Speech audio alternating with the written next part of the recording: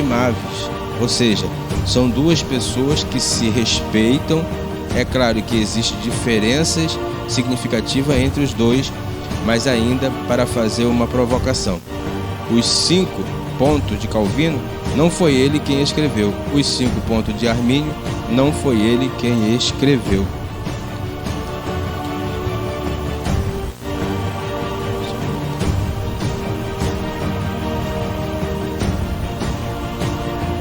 Então, amado, eu trouxe aqui para nós uma ilustração.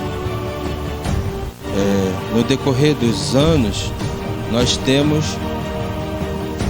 esses sistemas de interpretação, hermenêutica. Então, aprender. Então, a ortodoxia é o quê? É a busca pelo conhecimento da verdade, né? A busca pelo conhecimento da verdade. E a ortopraxia é a prática do que você estuda, do conhecimento que você busca, né? Então, essa visão aqui, calvinista, ele acredita na soberania e na liberdade humana, né? Essa é a visão calvinista que nós vemos que espalhou também. Arminianismo também é uma visão de liberdade também, né? E eles pregam uma mensagem que em certos pontos são positivos, mas a que prevalece para nós é essa aqui, pentecostalismo, que vem a partir de Atos 2, quer dizer, a partir dos dons de Deus, através do Espírito Santo, né? A gente consegue interpretar melhor a palavra de Deus, o que essa visão anterior não corresponde, não dá para nós a total forma de interpretar, ou seja, não dá a condição totalmente de interpretar, porque 2 homens estão com a mesma Bíblia e o texto igual e pregam diferente, mas quem busca e tem a experiência pentecostal, ele vai buscar uma revelação para ajudar ele a interpretar e conhecer a palavra de Deus. Por exemplo, a palavra hermenêutica é uma palavra de interpretação. Em todo o sistema, em toda classe social, em todo lugar do mundo, se usa essa técnica aqui, que é a hermenêutica, né? E não é diferente para nós. Temos que usar essa técnica de interpretação. Mas a melhor hermenêutica é a pentecostal. É a visão pentecostalismo, né? A partir de Atos 2. Porque muitos não acreditam mais que o Espírito Santo fala na igreja. Muitos não crêem mais nisso. Eles usam texto para falar aquilo que vai dar o entendimento, mas não traz uma verdade absoluta, porque o Espírito Santo é que é a verdade. O Espírito Santo é que interpreta a Bíblia. Apesar de nós termos condições de ter bastante sabedoria, conhecimento, entender o que a Bíblia está falando sobre amor, sobre salvação, sobre libertação, sobre o plano de Deus para a humanidade, que é: Deus amou o mundo de tal maneira que enviou seu Filho unigênito para que todo que nele crê não pereça, mas tenha vida eterna. Nós precisamos da ajuda do Espírito Santo para como fazer para assumir uma posição segundo Atos 2, que fala ali que a doutrina dos apóstolos, que fala ali sobre dons espirituais que vão ajudar a igreja a se desenvolver. O Espírito Santo é que vai organizar a igreja. Não tem como ter organização numa igreja sem o Espírito Santo estar falando, direcionando, não é? Você vê que os lugares que eles não creem nessa experiência do Espírito Santo é tudo liberal, não é verdade? É a visão calvinista, é a visão arminianista, né? São essa visão, que é a visão liberal, entendeste? E avivalista também, a visão dele é a partir de um avivamento, é a partir de um movimento, né? Então tem que ter muito cuidado com os movimentos, não é isso? O avivamento prega Cristo, fala da salvação, mas a doutrina e a mensagem verdadeira, ela só vem quando nós nos voltamos para Atos 2, que fala sobre a história da igreja e o poder do Espírito Santo, os dons espirituais. Entende? Então nós temos aqui hermenêutica. A palavra hermenêutica vem de Hermes, na mitologia grega, quer dizer o mensageiro. Como vou interpretar a Bíblia? A Bíblia é interpretada pelo Espírito Santo. E você deve estar afirmando isso diariamente, deve estar fazendo isso, praticando isso. Atos 2, né? Que o Espírito Santo é que interpreta a Bíblia. Temos que estar sempre afirmando isso, irmão, porque nós somos da hermenêutica pentecostal a partir de Atos 2, que inaugurou a igreja. Muitas pessoas estão eliminando, ou seja, estão tentando afirmar, anulando o que aconteceu em Atos 2, que aquilo foi só para aquele tempo e que agora não existe mais aquilo, não existe mais os dons espirituais, não existe mais falar em línguas, não existe mais a cura divina, não existe mais libertação, Jesus repreender demônios, né? Porque isso ainda existe. Então muitas pessoas têm eliminado isso, achando que foi só para aquele tempo, dizendo que foi só para aquele tempo, né? Então nós temos que interpretar a Bíblia a partir de Atos 2, que é o poder dos dons espirituais do Espírito Santo.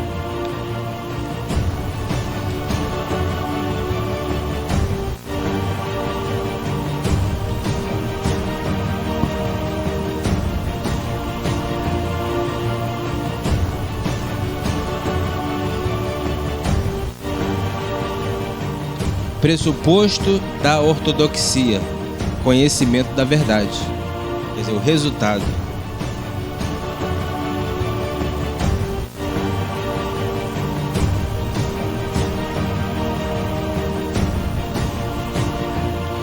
Ortodoxia vem de todo o sistema doutrinário, conhecimento cristão. Ortopraxia vem de prática, da prática cristã. Conforme você está praticando a vontade de Cristo, a vontade de Deus, conhecendo a Bíblia, a palavra, você está praticando ou você está exercendo a ortopraxia. Pentecostalismo. A chave usada para interpretar a Bíblia é Atos 2. Então nós somos uma igreja pentecostal e a chave para nós interpretarmos a Bíblia é Atos, a partir de Atos 2, que fala dos dons, que fala de profecia, que fala de revelação, que fala de coisas espirituais, do poder do Espírito Santo sobre os apóstolos, né? E ali inaugurou a igreja e aquilo não cessou ali, vem até hoje o mesmo. Agora, muitas vertentes têm acontecido, muitas vertentes, ou seja, muitas igrejas têm surgido, muitos movimentos têm surgido no decorrer dos anos, dos séculos, né?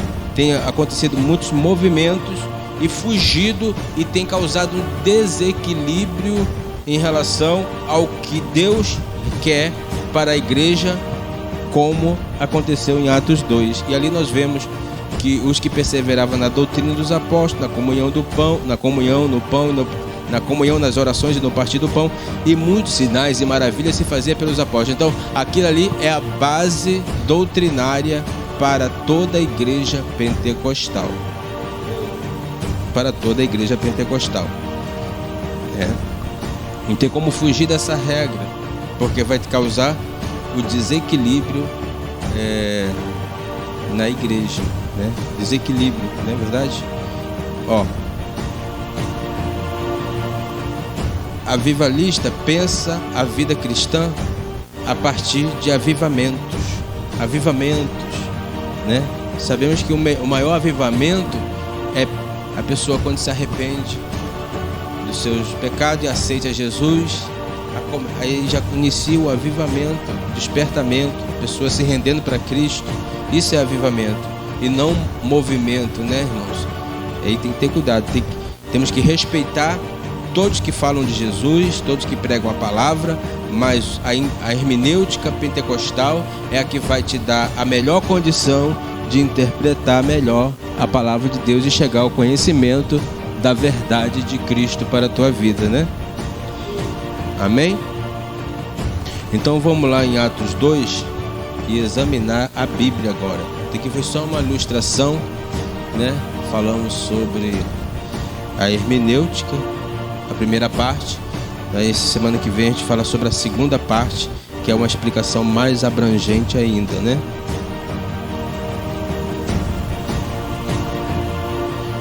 A partir de Atos 2. Atos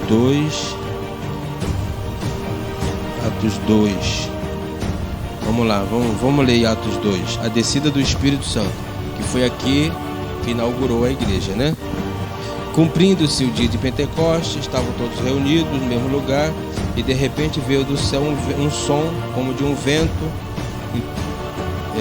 veemente, impetuoso, encheu toda a casa em que estavam assentados, e foram vistas por eles línguas repartidas como que de fogo, as quais pousaram sobre cada um deles, e todos foram cheios do Espírito Santo e começaram a falar em outras línguas, conforme o Espírito Santo lhes concedia que falassem. E em Jerusalém habitavam judeus, varões religiosos de todas as nações que estão debaixo do céu. E correndo aquela voz, ajuntou-se uma multidão, e estava confusa, porque cada um os ouvia falar na sua própria língua, e todos pasmavam e se maravilharam, dizendo uns aos outros: pois que não são galileus todos esses homens que estão falando? Como, pois, os ouvimos cada um em nossa própria língua em que somos nascidos?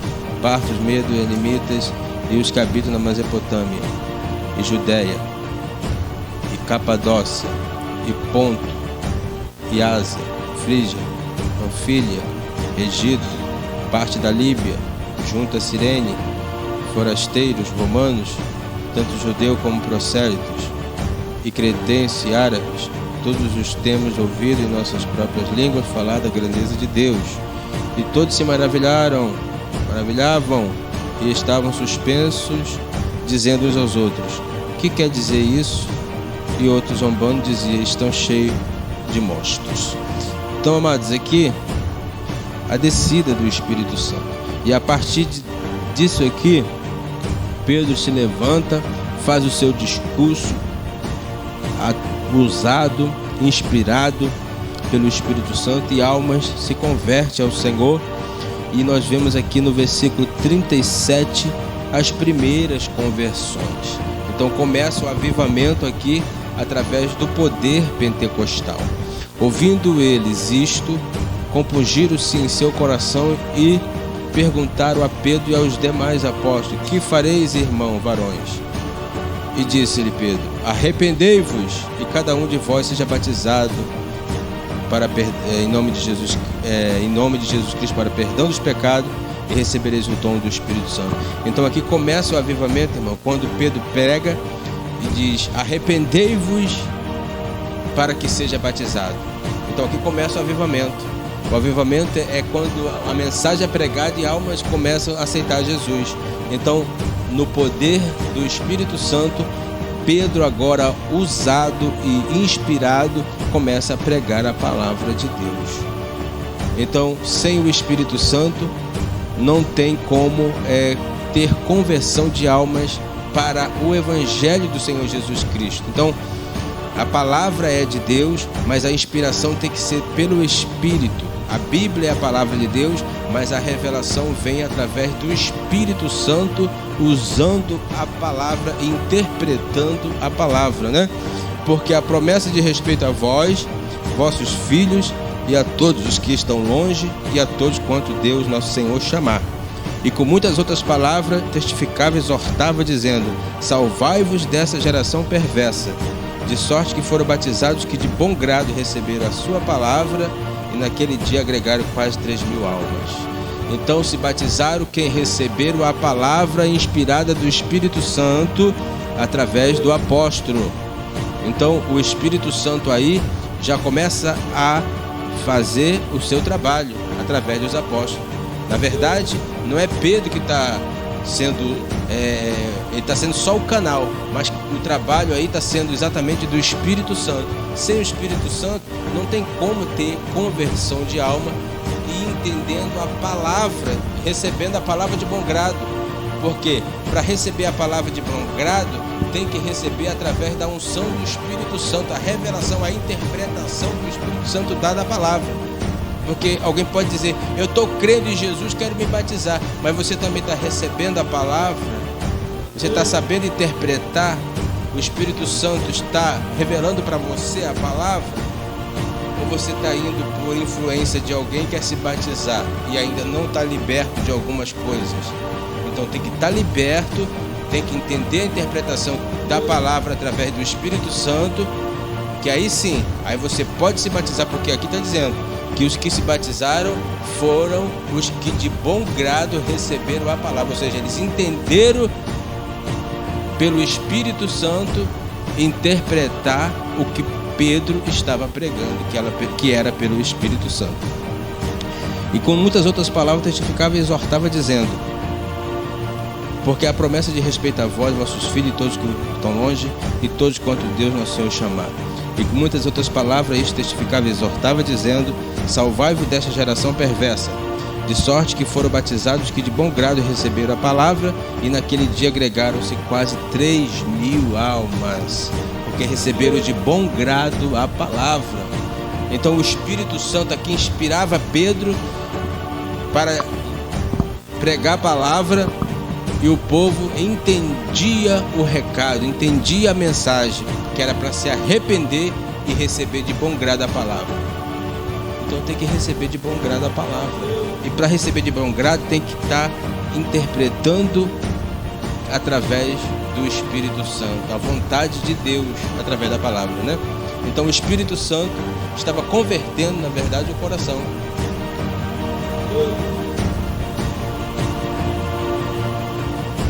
Por isso que tem o desequilíbrio da igreja. Por quê? Porque tem pessoas que não é sensível para deixar o Espírito Santo dar interpretação daquela palavra, entende? Mas aqui estava tendo o quê? Receberam de bom grado a palavra, de bom grado a palavra. Então a visão pentecostal, né? A hermenêutica pentecostal é a partir de Atos 2, que é através do Espírito Santo, o poder de Deus. E perseveravam, olha só, na doutrina dos apóstolos, na comunhão, no partir do pão e nas orações. Então existia o quê? Um ensino, existia o quê? Uma aprendizagem, existia o quê? Uma doutrina dos apóstolos, que era através que o Espírito Santo revelou para os apóstolos aquela doutrina, aquele ensinamento, aquele costume cristão, o bom costume de servir a Deus.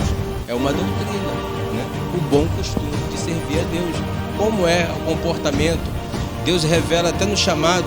Eu já vi muitas das vezes aqui Deus falar assim: olha, Deus está falando que o teu chamado é de missionária, e eu vejo você com um vestido longo fazendo a obra. Quer dizer, a revelação da palavra. Aí o que a palavra fala sobre isso? Postura, pudor e modéstia. Quer dizer, uma pessoa que esteja bem trajada, não esteja de uma forma escandalosa nem nada, mas bem trajada, bem vestida, é uma revelação, né? Uma revelação do chamado da pessoa. Agora, se a pessoa acreditou ou não, cabe a pessoa crer ou não, para poder ali desenvolver e receber de bom grado a palavra. Porque quando Deus dá uma profecia, é exatamente o Espírito Santo organizando a igreja e falando sobre o chamado de cada um para a edificação da igreja. Mas muitas das vezes o que acontece? As pessoas ficam confusas por causa do desequilíbrio hermenêutico que existe nos dias de hoje, toda a igreja prega de um jeito e aí foge do que o Espírito Santo quer para a igreja. É por isso que a melhor visão não é a liberal, é a pentecostal. Essa é a visão, essa é a melhor hermenêutica, que é a pentecostal, de interpretar pelo poder do Espírito Santo, né? E que todos que, olha só, olha o que acontecia: perseveravam na doutrina dos apóstolos, na comunhão, no partir do pão e nas orações. Em cada alma havia temor, e muitas maravilhas e sinais se faziam pelos apóstolos. E todos que criam estavam juntos e tinham tudo em comum, vendiam suas propriedades, fazendo e repartiam a todos, segundo cada um tinha necessidade. E, perseverando unânime, todos os dias no templo, partindo o pão em casa, comiam todos juntos com alegria e singeleza de coração. Então aqui, irmão, quebra aquela tese que as pessoas, quando está com aquela guerra, aquele negócio, né, se revoltando contra alguém, contra a igreja, dizem: ah, Deus não quer eu só diante de quatro paredes. Por quê? Porque ela não tem uma comunhão com a igreja, não é verdade? Deus sabe todas as coisas, né? Às vezes a pessoa não está porque não pode, tem problemas que tem que resolver e tal. É outra situação, mas tem o desejo de estar, né, irmão? Então aqui, ó, perseverava unânime todos os dias no templo. Não todos os dias todo mundo estava, mas os apóstolos estavam, e ele dava força para as pessoas poderem estarem ali no